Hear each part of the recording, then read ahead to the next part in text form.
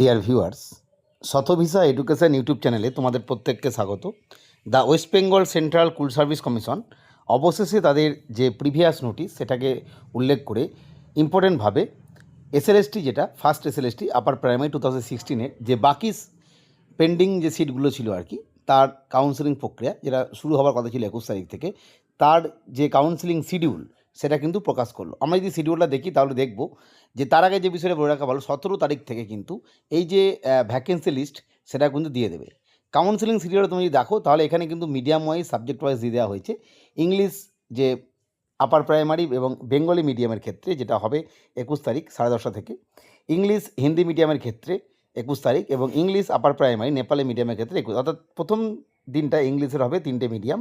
পরবর্তী ক্ষেত্রে বেঙ্গলি যে মিডিয়াম বায়োসায়েন্স এবং পিওর সায়েন্স যেটা হবে 22 তারিখ, দুটোই 22 তারিখে।